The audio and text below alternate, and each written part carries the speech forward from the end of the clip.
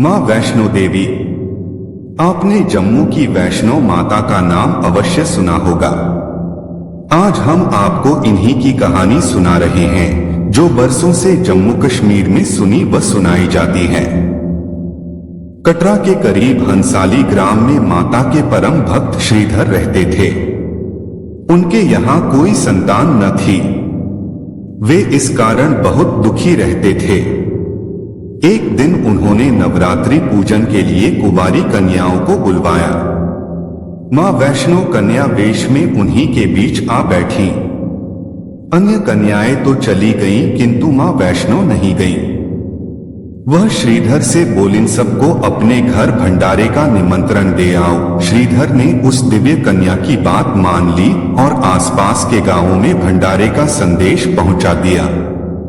लौटते समय गोरखनाथ व भैरवनाथ जी को भी उनके चेलों सहित न्योता दे दिया। सभी अतिथि हैरान थे कि आखिर कौन सी कन्या है जो इतने सारे लोगों को भोजन करवाना चाहती है।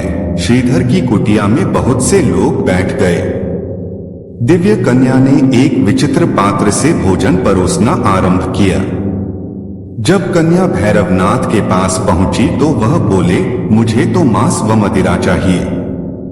ब्राह्मण के भंडारे में यह सब नहीं मिलता, कन्या ने दृढ़ स्वर में उत्तर दिया। भैरवनाथ ने जिद पकड़ ली, किंतु माता उसकी चाल भाप गई थी। वह पवन का रूप धारण कर त्रिकूट पर्वत की ओर उड़ चली।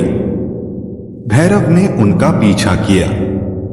माता के साथ उनका वीर लंगूर भी था। एक गुफा में मां शक्ति ने 9 माह तक तप किया। भैरव भी उनकी खोज में वहां आ पहुंचा। एक साधु ने उससे कहा, जिसे तू साधारण नारी समझता है वह तो महाशक्ति है। भैरव ने साधु की बात अनसुनी कर दी। माता गुफा की दूसरी ओर से मार्ग बनाकर बाहर निकल गई। वह गुफा आज भी गर्भजून के नाम से जानी जाती है।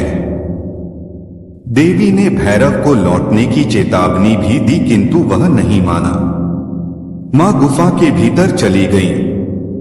द्वार पर वीर लंगूर था। उसने भैरव से युद्ध किया। जब वीर लंगूर निढाल होने लगा तो माता वैष्णो ने चंडी का रूप धारण किया और भैरव का वध कर दिया। भैरव का सिर भैरव घाटी में जा गिरा। तब मां ने उसे वरदान दिया कि जो भी मेरे दर्शनों के पश्चात भैरव के दर्शन करेगा उसकी सभी मनोकामनाएं पूरी होंगी। आज भी प्रतिवर्ष लाखों श्रद्धालु माता वैष्णो के दर्शन करने आते हैं। गुफा में माता पिंडी रूप में विराजमान है।